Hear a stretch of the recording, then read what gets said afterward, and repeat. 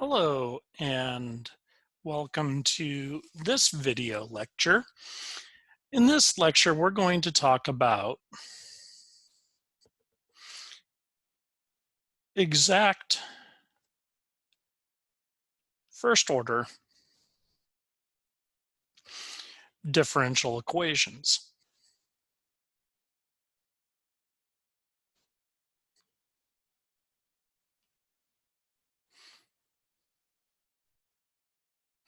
And here I'll shorten down equations. So again, as we have been discussing so far, we're starting with the simplest, generally considered the simplest differential equations, first order differential equations. And again, we're continuing with this idea of classifying differential equations, because if we can classify or by classifying that differential equation, we first of all start to understand the properties associated with that differential equation. And one of those properties is a potential solution framework. So here we're going to discuss what an exact differential equation is, an exact first order differential equation is, and then we'll go ahead and discuss a solution framework for those differential equations. So first, let's go ahead and say that if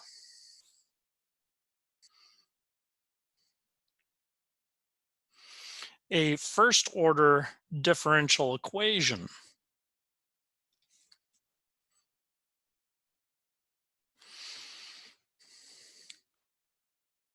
can be written in a particular way, and actually a relatively familiar way,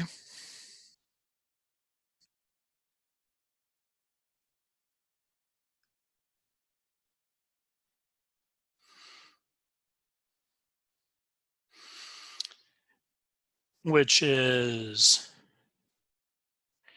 and here we'll use y's, x's, and f's first, again, kind of standard math notation that the text will use. So if we can take the derivative of y with respect to x and have that differential be on one side of an equation, and then a function in terms of f and y only be on the other side of the equation, then we can go ahead and start working with this particular form, maybe would be a better way to say it, in order to see if we can go ahead and identify whether or not we're dealing with an exact differential equation. Now, of course, when I say this is a relatively familiar form, you'll of course recognize this as the form for Euler's approach. So both Euler's approach and exact first order differential equations start in the same place, but then they go in a couple different directions.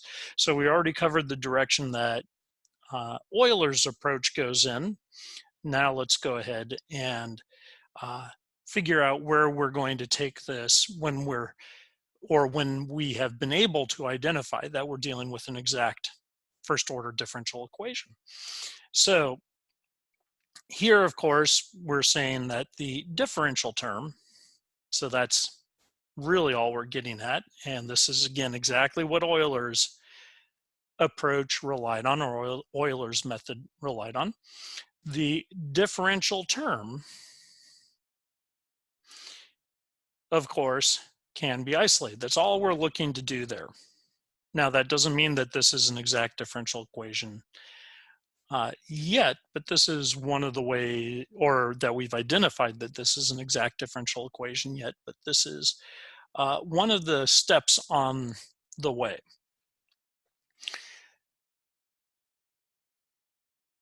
Then, if we can go ahead and express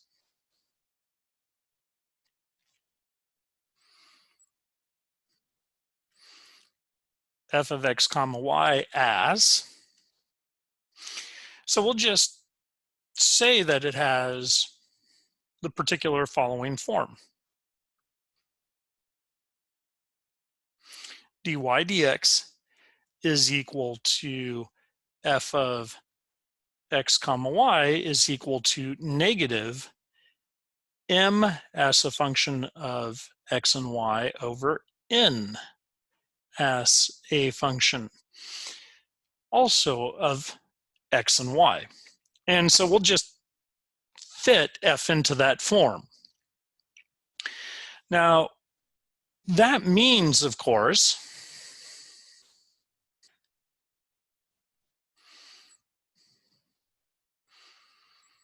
and so again, this is just saying that we will have a numerator and a denominator. And if there isn't an explicit denominator, there's always a denominator. We would just say the denominator then is equal to 1. Maybe we wouldn't be able to show then that it's exact, but we can always get a denominator. So we'll just force f into that form, no matter what it takes. But of course, in some cases, we can be more clever than that. So this can be rewritten then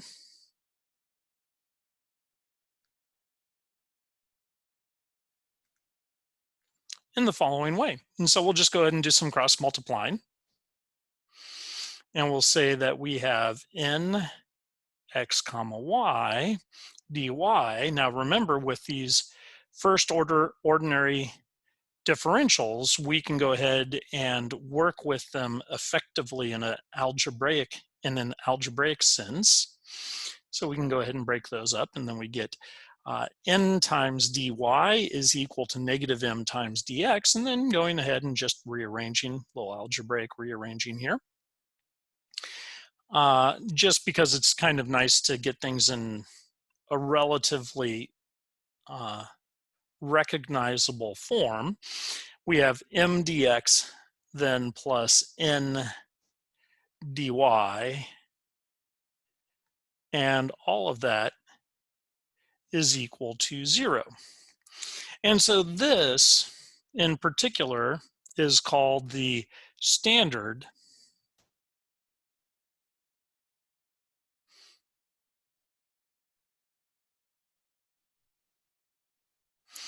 differential form. And we'll go ahead and go down in line.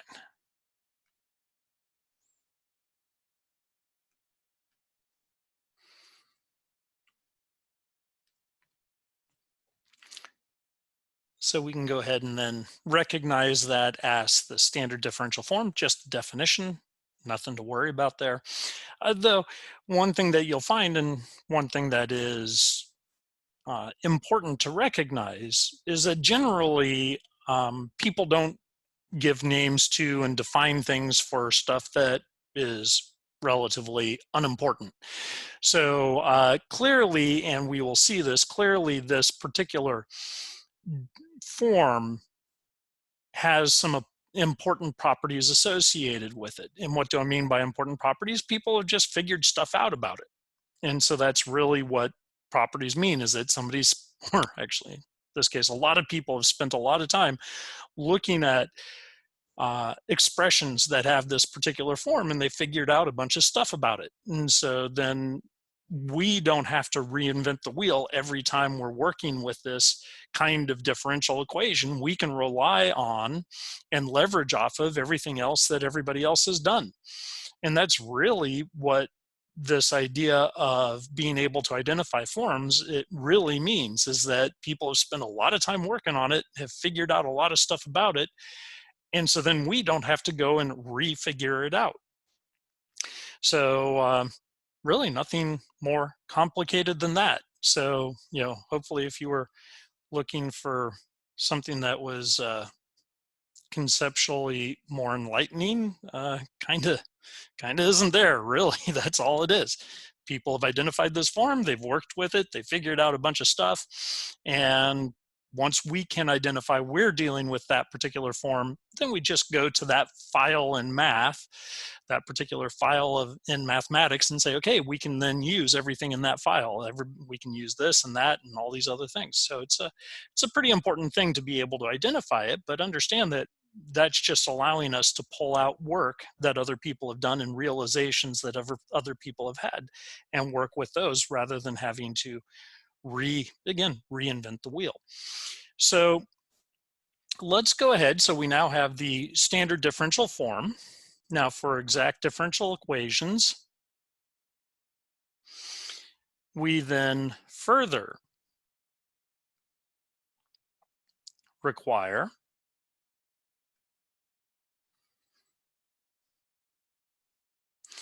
that M and N themselves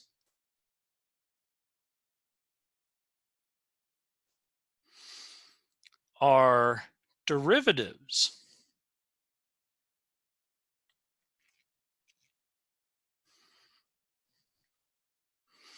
of another single, I won't write single in this case because it's implied, but another single function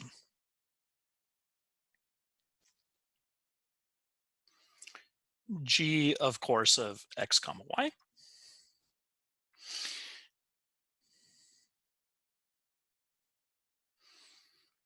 And we aren't just going to have arbitrary derivatives. We'll have specific derivatives where m will be the partial of this function g with respect to x. And n will be the partial of this function g with respect to y. So that means, now again, these are partials, so we have to treat them a little bit differently. That means then that the standard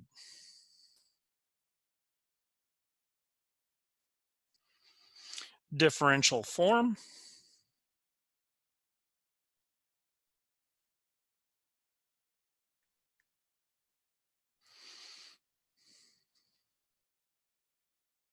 can then be written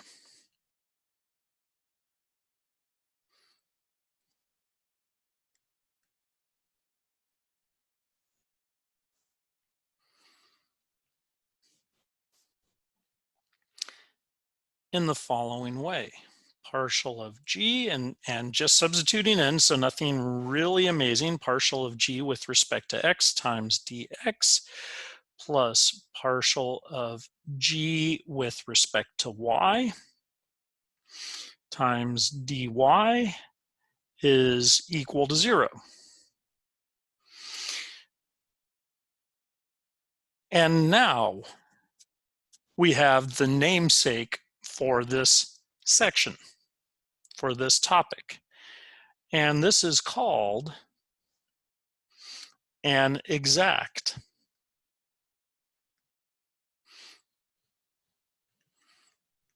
differential equation.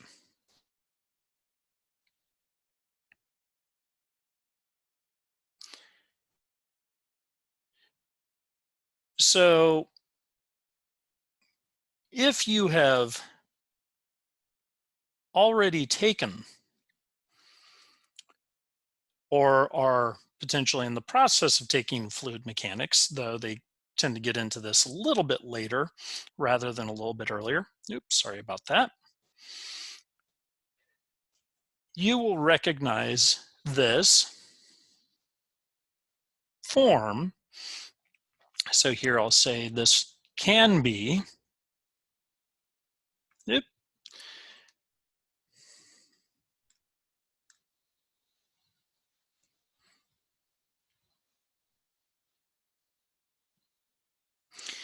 considered what is called the total derivative or the material derivative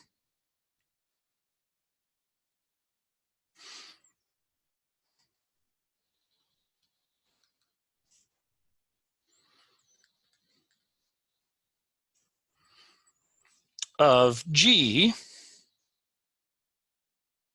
And let's spread that out a little bit more. Sorry about that.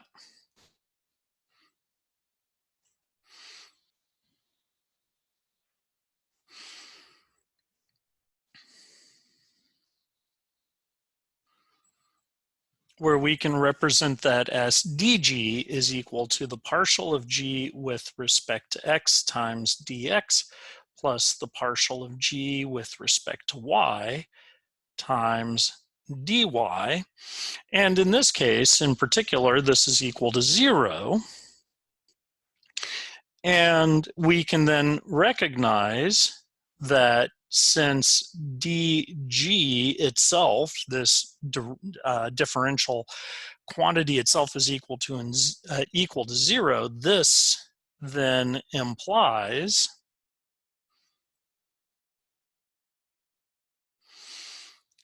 that, of course, g is equal to some constant. And as you might remember from fluid mechanics, that constant can change.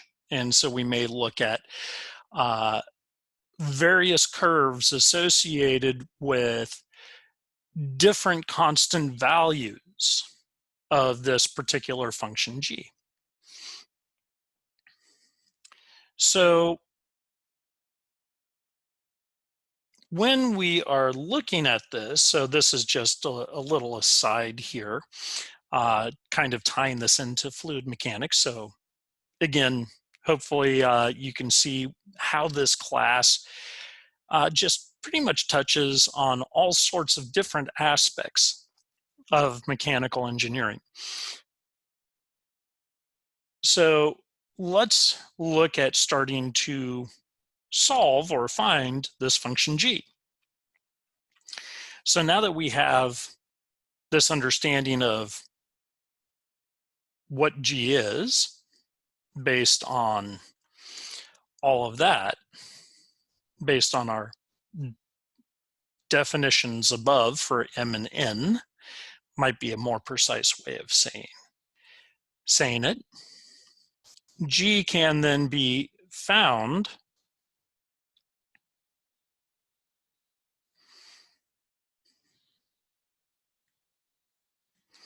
from m by just simply integrating m. So g is equal to the integral of m dx, but here we're going to explicitly pull out the constant of integration. Now, here's where things get a little bit interesting, and we'll capture this in your notes in just a second. But when we look at m, so let's go ahead and go back up here. When we look at m, to recover m, so we're finding g from m, but if we wanted to recover m from g, what would we do? We would go ahead and just take the derivative of g with respect, of course, to x. So sure, when we do that, this constant of integration will disappear just like it needs to, and we'll recover m from the derivative of the appropriate derivative of g. But that c can be something more than just a constant, because remember, we're taking the derivative, the partial derivative, with respect to x. So that means that c can be a constant, but it can also be any other function that will disappear when we take the derivative with respect to x. Well, as we know from our study of partial derivatives, anything that has any other parameter, in this case we're only dealing with two parameters, x and y, so in this case that would be y, anything that has y by itself in addition to being constant, those will all disappear when I take the derivative with respect to x. So it turns out that this quote-unquote constant of integration really doesn't even need to be constant at all. It can actually be a function of y. And so rather than, and we'll still stay with this c here, but I should really probably call this, instead of c, we should call it d, because it should be anything that disappears, d disappears when I take the partial derivative, because clearly calling something that's a function of y a constant doesn't necessarily make a lot of sense.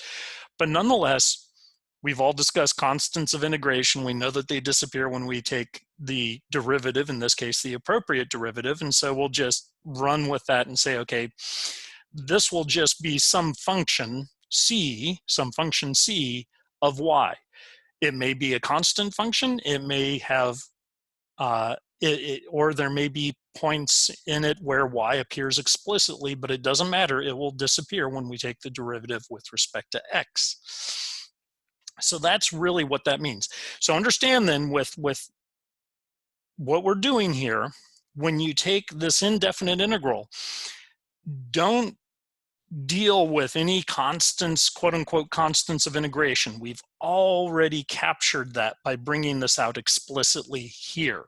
Okay, so please make sure you make a note that when you're dealing with this particular development, you just integrate it and then ignore entirely the constant of integration that you would have gotten from that indefinite integral. So with that, let's go ahead and capture some of that in your notes. So note,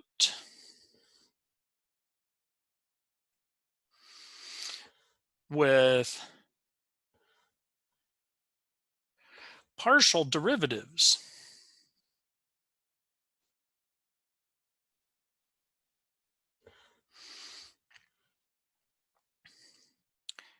and here I'll put constant in quotes.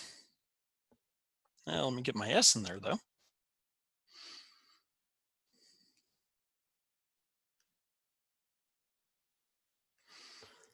The constant of integration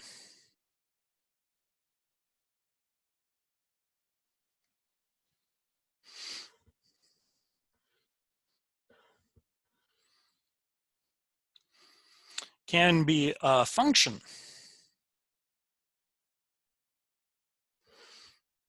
Here, and we'll just assume two variables of the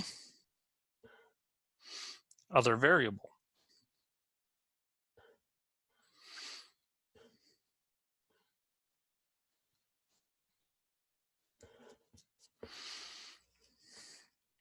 And of course, if we have more than two variables, then it could be a function of the other variables, but not of the variable that we're taking the partial derivative with respect to. And that's, of course, as we already discussed,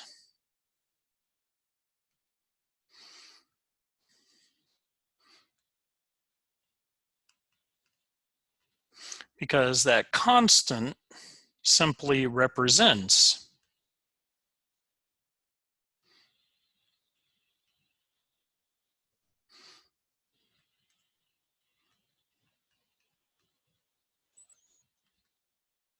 an expression that disappears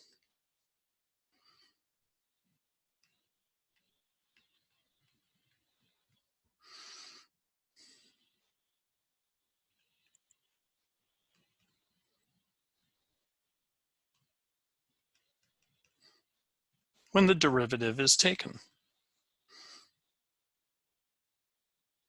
And simply nothing more complicated than that. We know that that has to go to zero, and so that's all we're saying is that, okay, fine, that goes to zero. It's just it could be a function of y that goes to zero rather than a constant that goes to zero. So that's all we're saying. So again, kind of staying focused on cy. I don't know why my eraser isn't working. Come on, be good. cy, this will vanish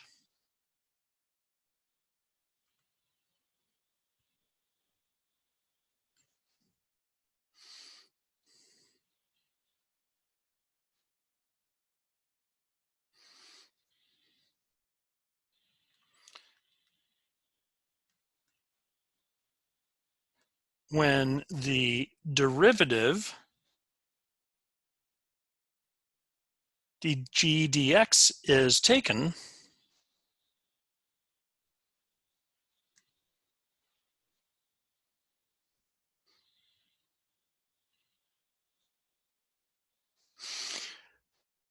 to find that part of our exact differential equation, m.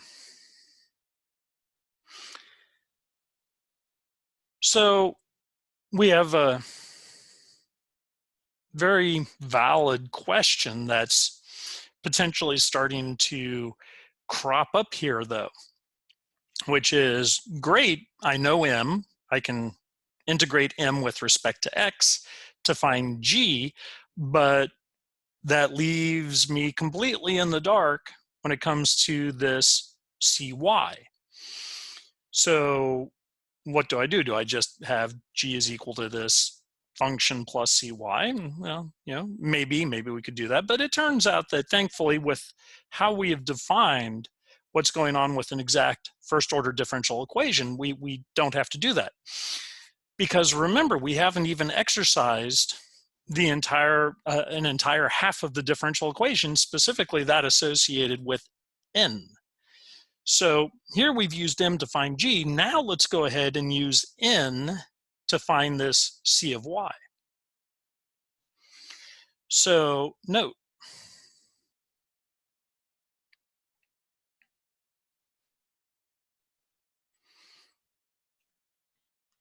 since we have already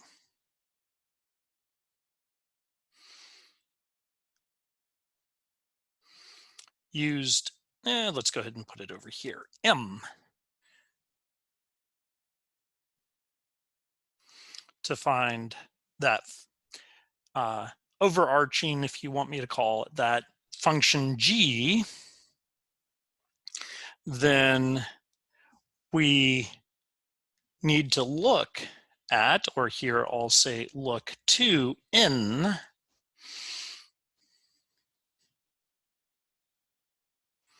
to find that function c of y.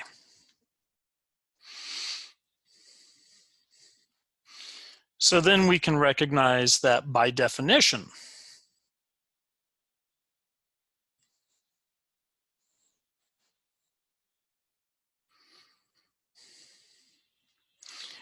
n is equal to the partial of, actually let's move that down a line.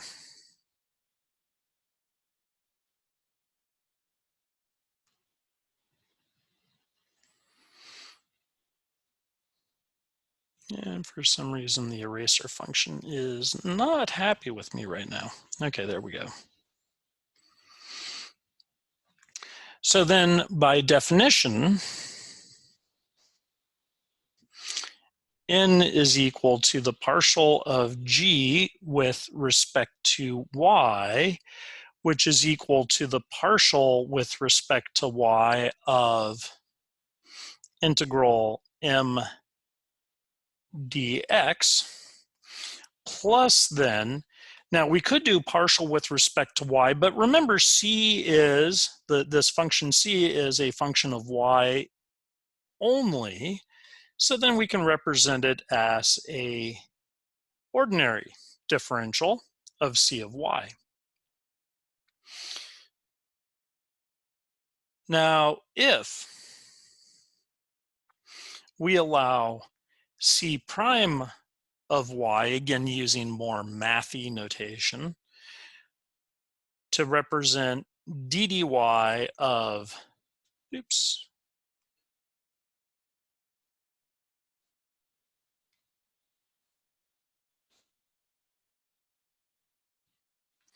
c of y, that got messy. Sorry about that.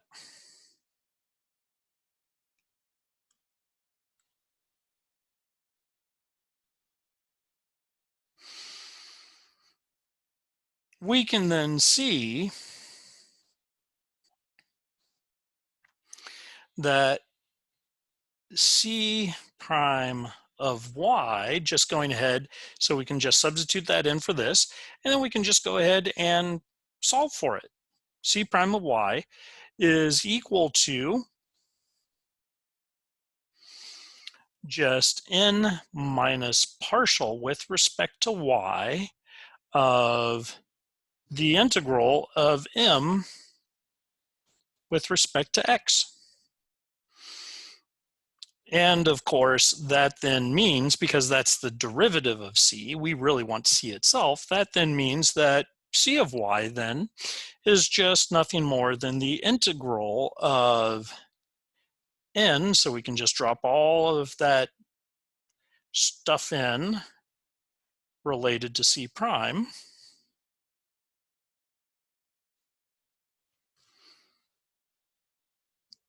And then we just integrate that with respect to y.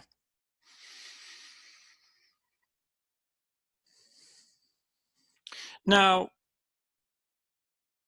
if we had wanted, let's take this out a little bit more. Clearly, we developed this by starting initially with m and then working with n. We could have gone the other way around. So we could find similar expressions. Here, I'll just say that as can be developed.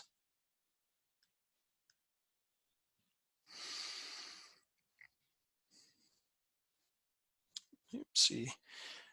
And there we go. Using clearly n to find g and m to find the associated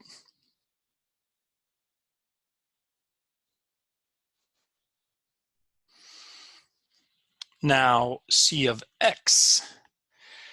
So because remember, for n, we're taking the derivative with respect to y, and when we take the derivative of c of x with respect to y, of course, we get 0, it disappears.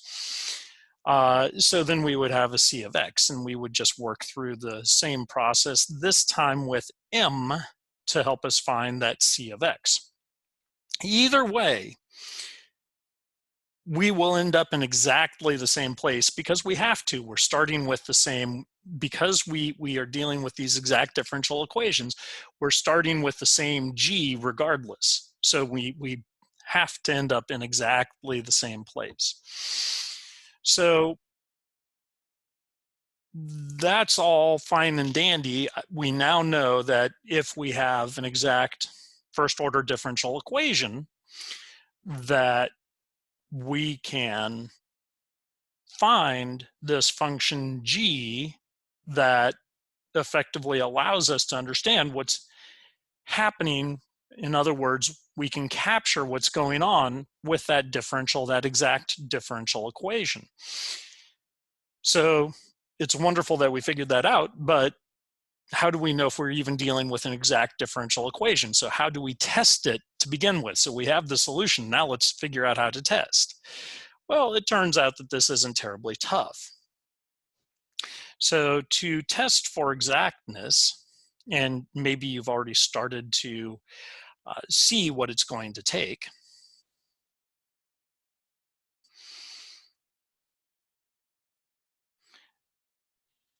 we need to recognize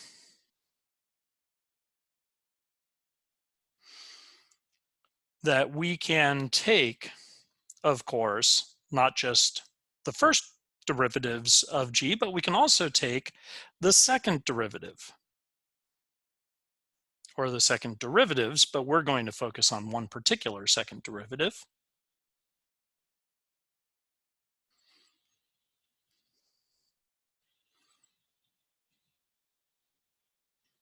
Of this function g,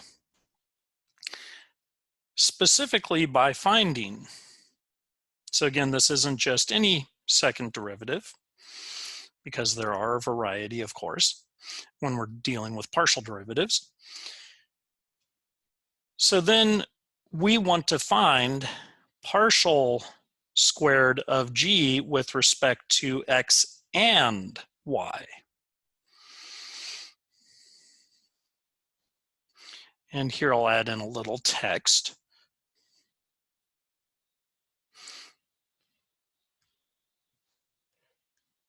So, but that second derivative is equal to,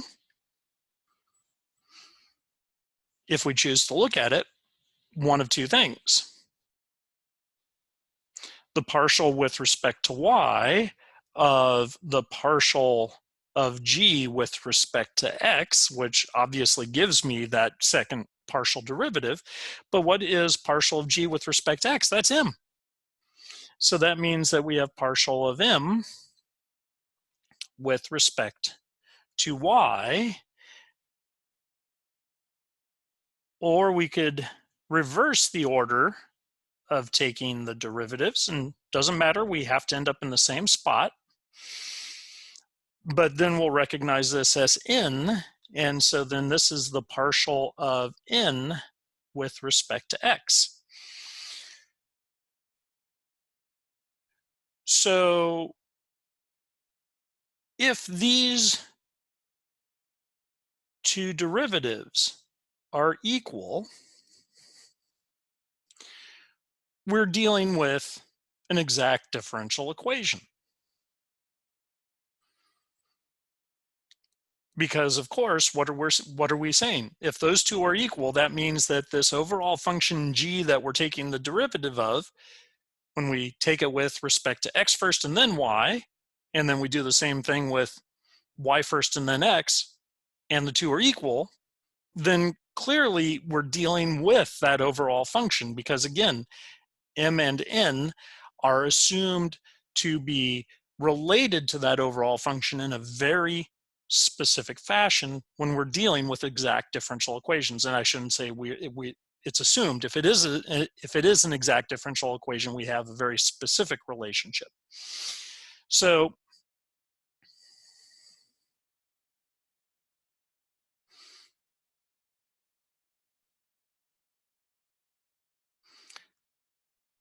that means that these two derivatives must be equal when we're dealing with an exact differential equation.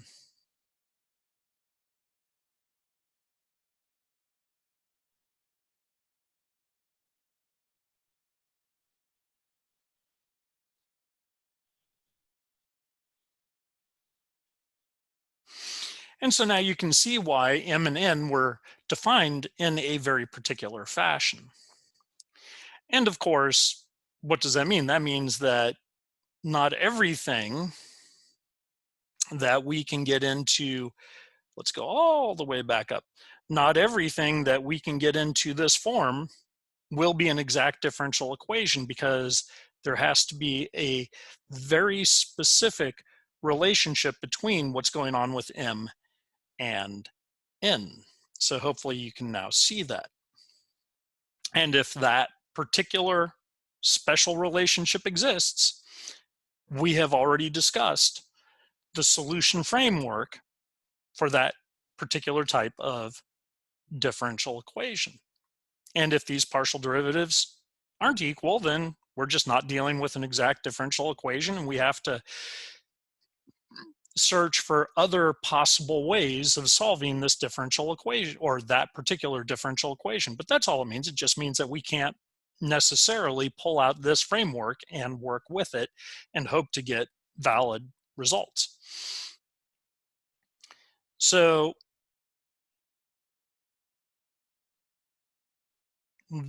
let's go ahead and capture that by saying that we'll capture again this portion of the discussion of the relationships between m and n. So this is true only if m and n are exact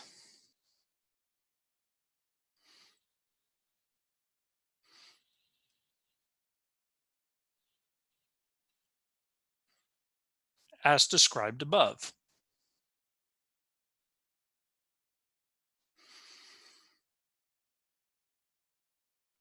And if m and n aren't exact, if the differential equation isn't exact, then clearly we won't have these particular derivatives described or captured here, these particular derivatives won't be equal.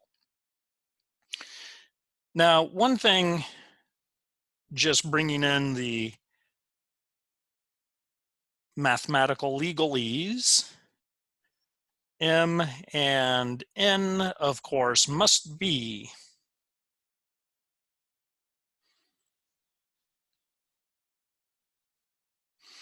continuous.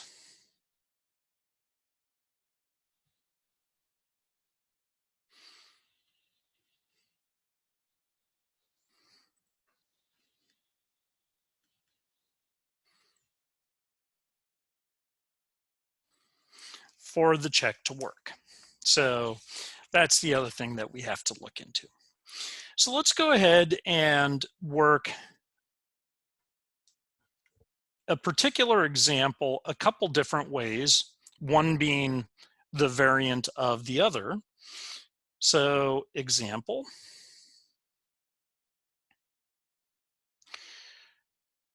and this example that I'm going to work, at least initially, is going to maybe look a little funny, even though it turns out to actually be the case that until now you would consider to be your most standard case. So let's go ahead and look at that, and then I'll talk about that a little bit more. So let's find here the solution for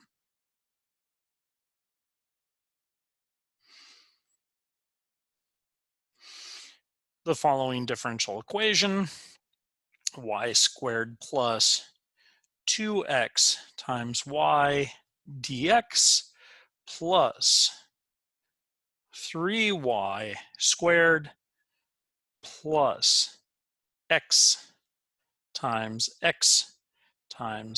dy. And so here you can see that I've already expressed this in standard differential form.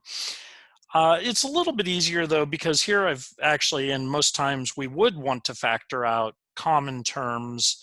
It turns out it's a little bit more difficult in this particular case. So let's just go ahead and distribute those back across the original terms. So here we'll go ahead and start. We can look at this as starting the solution, dx plus, and then 3y squared x plus x squared dy is equal to 0. So with that, we can then identify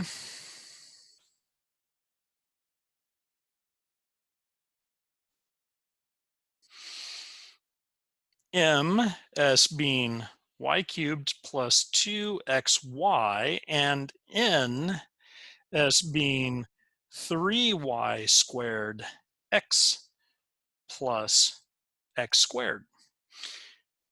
So we first need to test exactness.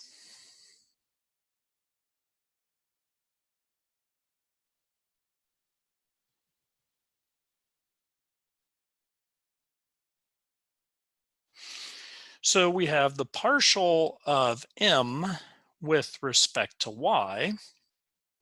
So taking the derivative of m with respect to y, of course, y cubed just becomes 3y squared. And 2xy just becomes 2x. Now, for n, we of course take the partial with, this time with respect to x, and we end up with 3y squared for the first term plus, and that y squared then, or sorry, that x squared then becomes just a 2x. And of course, you'd expect that to be the case for this example, because it would be a pretty boring example otherwise, that these two are equal.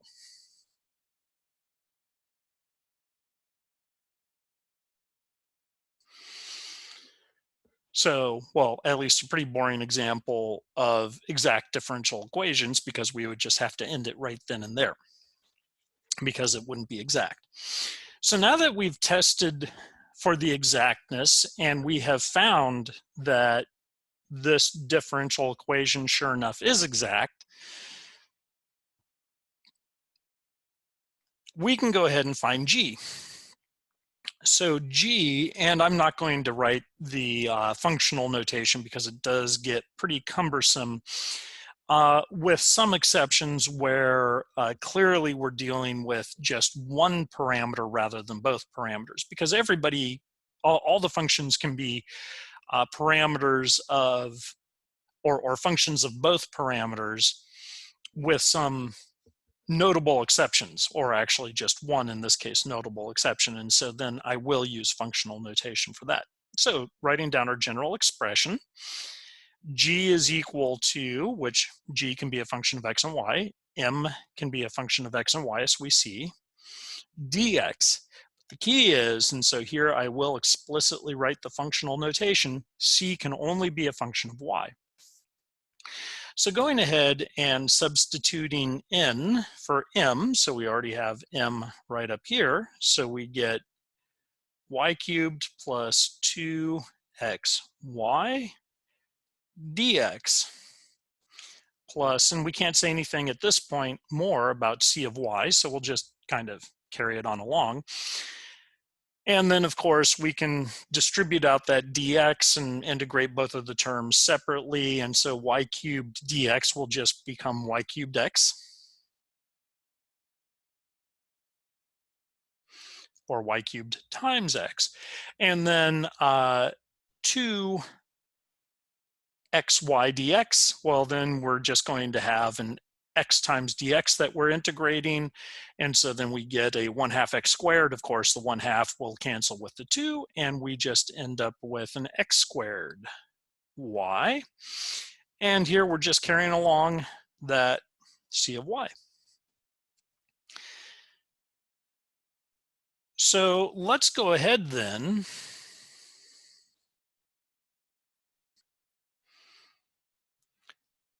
and try to find c of y. And so here we're going to, of course, as indicated before, we'll use n to help us find that c of y. And so then we can say that, of course, based on the definition of n for an exact differential equation, which we now know we have partial of g with respect to y. Well, we have this expression of g right up here, so we just start taking the derivative with respect to y, and so pretty clearly we end up with 3y squared times x plus x squared plus c prime of y.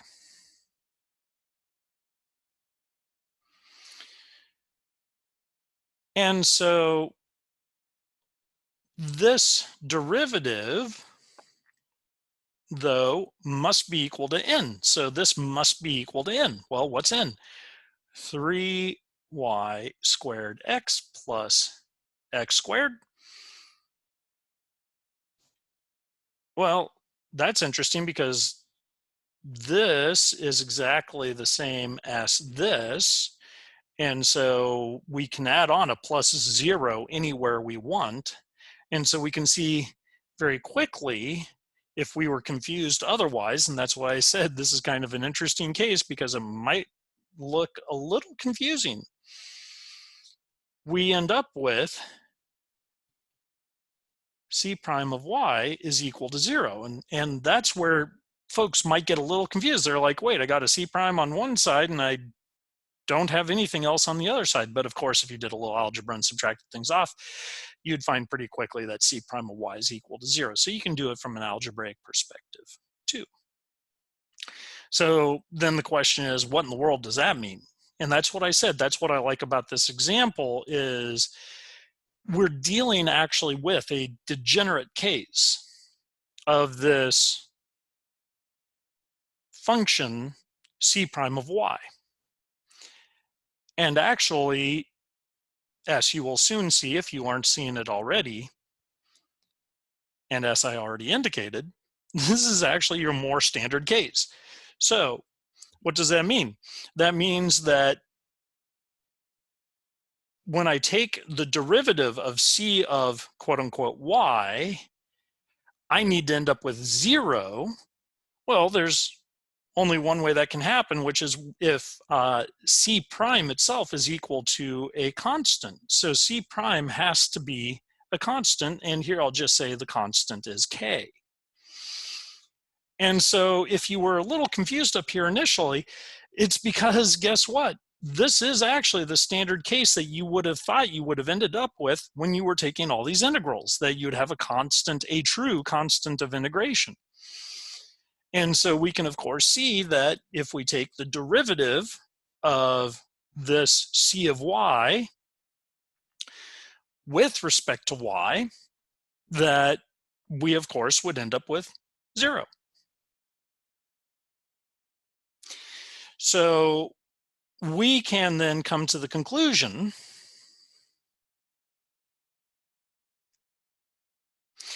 that G is equal to y cubed x times x squared y plus k. And there we go.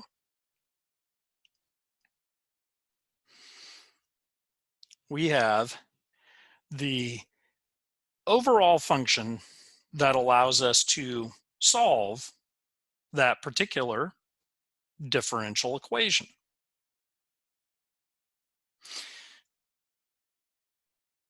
So now, of course, one thing that would be nice to do would be to go ahead and check that particular differential equation, or sorry, I should say, check that particular solution for that differential equation. So let's go ahead and do that.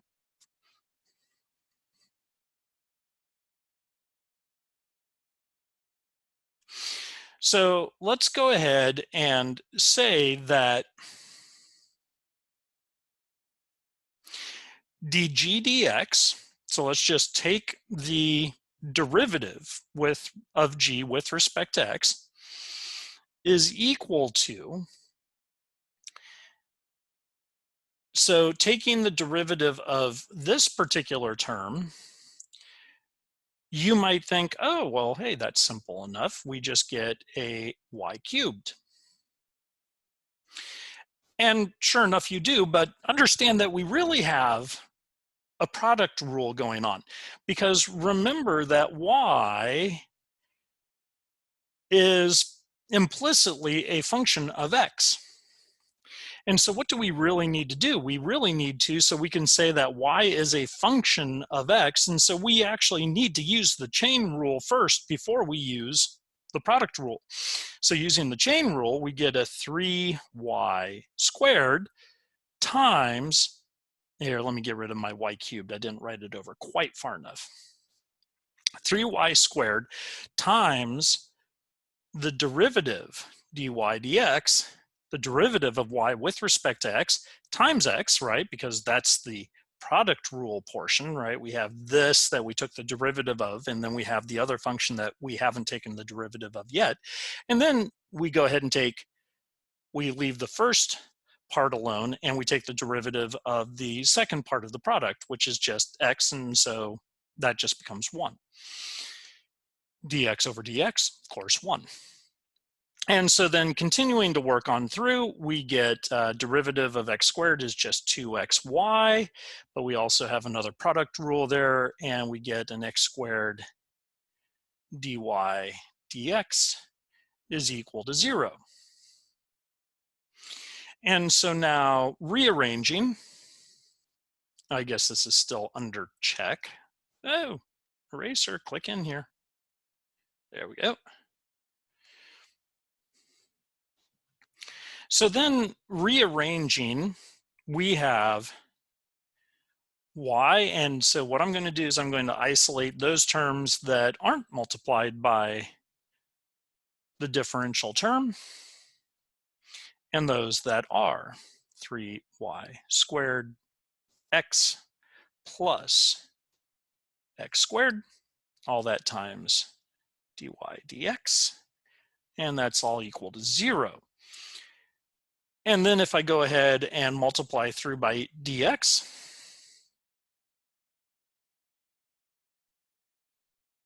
And here I'll just shorten that down.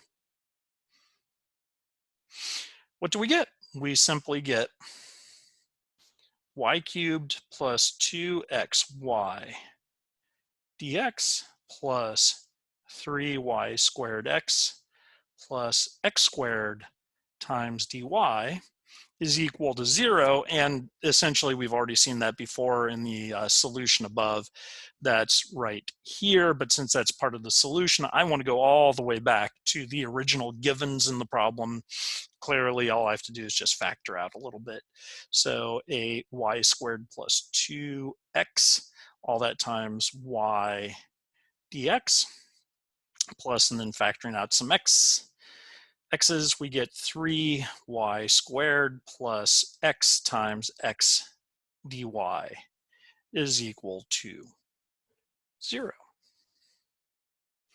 And then we can see that this particular expression is identical to what we were given at the very beginning of this problem. And so, yep, sure enough, we're good to go. G is the proper solution for this particular differential equation.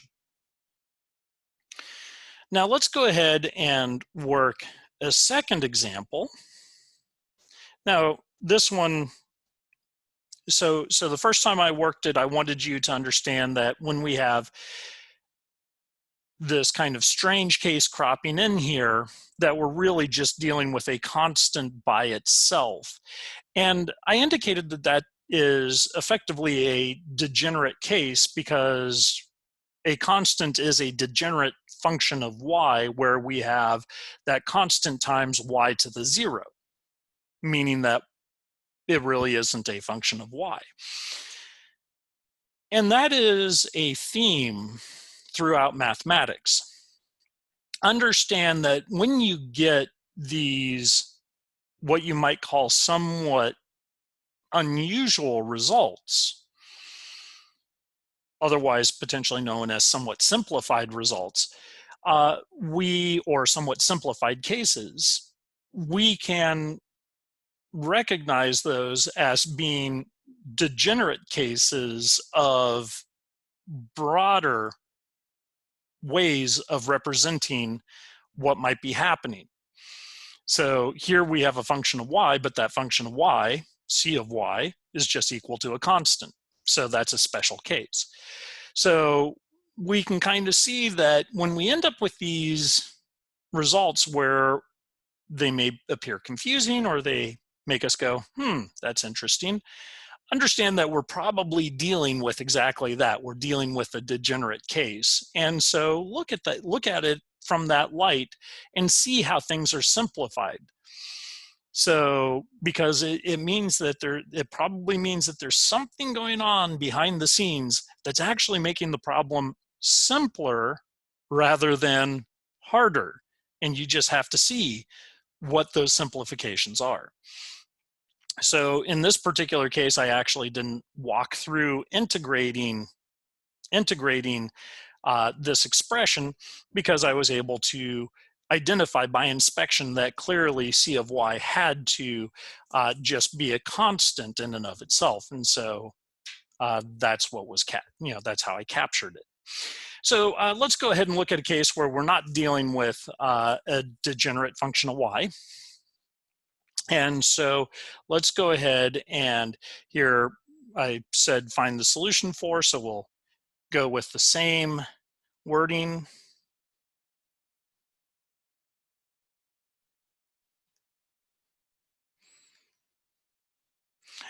And so we'll work with the same differential equation for the most part,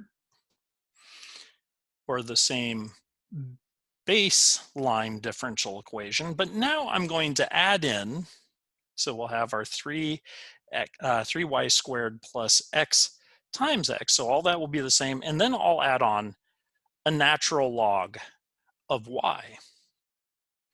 All that times dy is equal to 0. Now, here I'm just adding in this natural log of y, you'll see, of course, really quickly that you could plug in pretty much any function of y here you wanted, as long as it's purely a function of y, no x's. And we're going to end up with an exact differential equation. And you'll see that again here momentarily. So let's go ahead and indent this a little bit further because, of course, I'm going to want to distribute things around. So we'll have a y cubed plus 2xy, all that times dx. And then here we'll have a 3y cubed, 3y squared times x. I'm not distributing a y again, I'm distributing an x now, plus x squared plus, I don't know why I included the parentheses, but I did, so we'll just run with them. And there we go. So, because of course the square brackets are good enough by themselves. So then that means that m is the same as before, y cubed plus 2xy, and n is a little bit different. 3y squared x plus x squared plus ln of y. And so to check the exactness, so here I'll just put dashed line, we have partial of m with respect to y is equal to, of course, that same 3y squared plus 2x, and partial of n with respect to x, of course, that's going to give us a 3y squared plus 2x. And now you can see why I said that this could be any function of y, because once I take the derivative with respect to x, it's just going to disappear. And we would still, if it's any function of y, we would still have an exact differential equation. But here, again, I'm running just with ln of y. So these guys are equal. This means that we are dealing with an exact differential equation.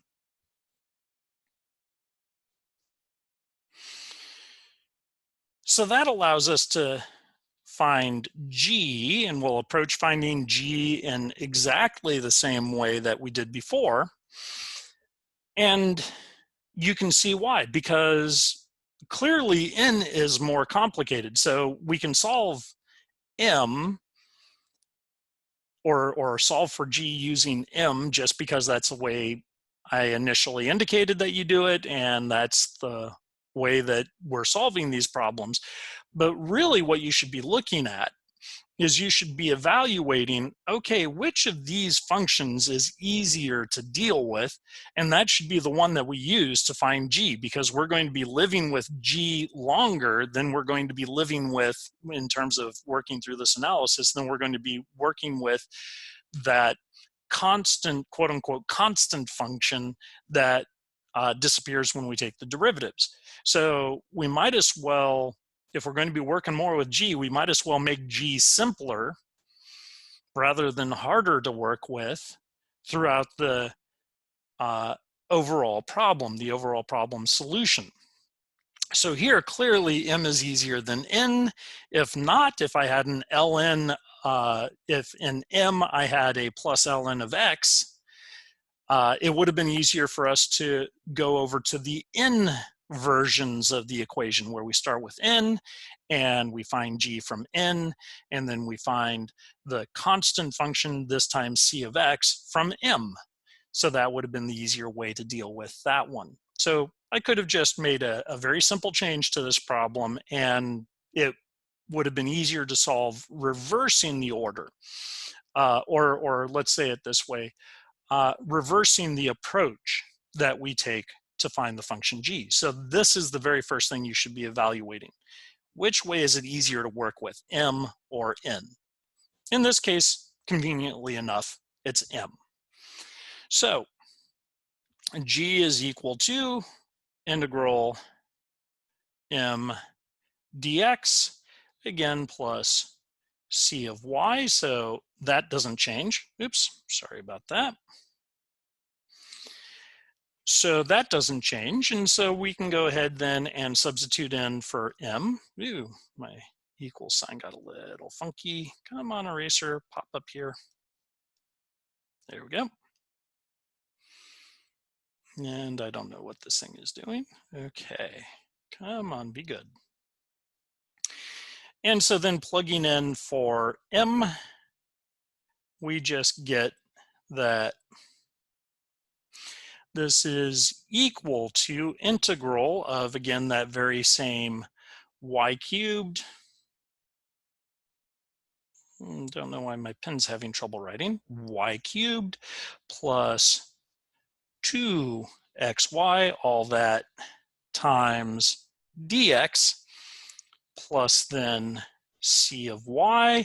And of course, we already know what that integral is. That's just going to be a y cubed x plus x squared y, all that plus, and I don't know, the system seems to be having a little trouble keeping up with my writing, my apologies, plus c of y. And so, of course, that's exactly where we were before. Now we'll just go ahead and add in for our work to find c of y. We again are going to use n, and n is equal to partial of g with respect to y. So we go ahead and take the derivative of this with respect to y. And when we do, we just simply get the same thing that we got before, 3y squared x, because remember that nothing changes, plus x squared, until we get to working with n itself. So everything else remains the same until now we equate this derivative to n, in which case then we get 3y squared x plus x squared plus ln of y. Because remember, this is n. So going ahead, we can quickly see that this cancels with this cancels with this, and it's relatively clear that c prime of y is simply equal to, not lm, ln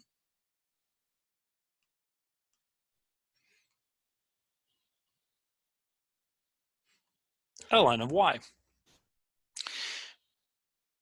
And so to find c, we just need to integrate that expression with respect to y. Now, unlike the indefinite integral we used to find g, where we had already explicitly taken out the quote-unquote constant of integration, we have not done that here. So this indefinite integral follows the standard rules of integration. So here we are going to have to, of course, include a constant of integration. So if you go ahead and look up this integral in an integration table, which is exactly what I did, you get y times ln of y minus y, and then you have your constant of integration k. And understand, except for very simple integrals, I'm not really interested in testing your ability to integrate. You've already gone through enough of that with calculus. And so by all means, use integral tables and things like that, except for the very simplest common integrals that you might find and might deal with. So those I do expect you to remember. So in the end, we can then see that g is simply equal to y cubed x plus x squared y plus y ln of y minus y plus k. And that is our function g. Now, just like we did before, let's go ahead and do a check.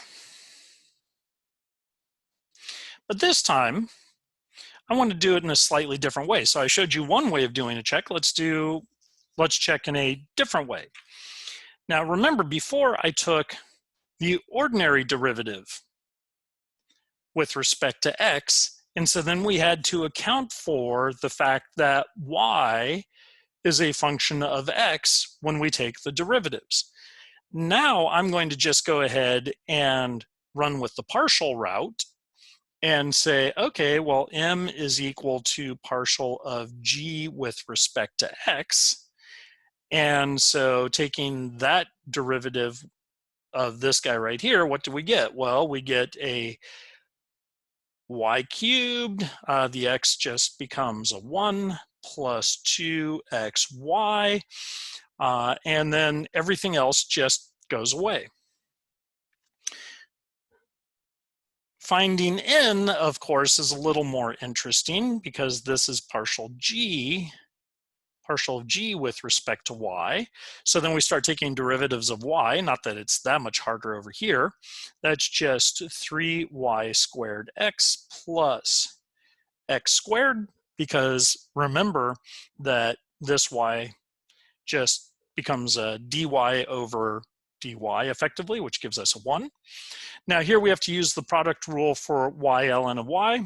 So that, of course, derivative of y just become 1, so we get ln of y, plus then y times the derivative of the natural log, which is just 1 over y. And then we have the derivative of negative y, that's just a minus 1. And then we have the derivative of x, or sorry, the derivative of k, which is just 0. So then going ahead and recognizing that this right here is 1, and we have a minus 1, those are just going to cancel. And so then we end up with this being equal to 3y squared x plus x squared plus ln of y. Going ahead and factoring things out, here we could say this is y squared plus 2x times y, and this one we could say is 3y squared plus x times x plus ln of y, and we go back up to our original equation, and what do we see? We see, sure enough, that's exactly this expression for m, and that's exactly the same expression for n. So sure enough, these both check out. So that again allows us to see whether or not we got the right solution for that particular differential equation, which we did. So with this discussion, I hope you now have an understanding of exact first-order differential equations and the solution framework associated with those differential equations. So once you're able to identify that you're dealing with an exact, again, as I was saying before, once you have established that you're dealing with an exact differential equation, it becomes very convenient, or it becomes very easy. I shouldn't even say convenient. It becomes very easy because then you just say, oh, okay, I already know how to go through the steps to solve that particular differential equation. So again, don't think of us defining these ideas of exact differential equations and linear time invariant equations and things like that as things trying to make your life more difficult. Quite on the contrary, we're actually trying to make your life easier, because once you're able to classify a differential equation and identify that differential equation, then you can go, oh, okay, somebody's figured out how to solve it. Let's go ahead and work through that framework that they came up with that allows me to solve that particular differential equation. So hopefully you're able to see all of that in this discussion. So with that, we will go ahead and call this video lecture a wrap.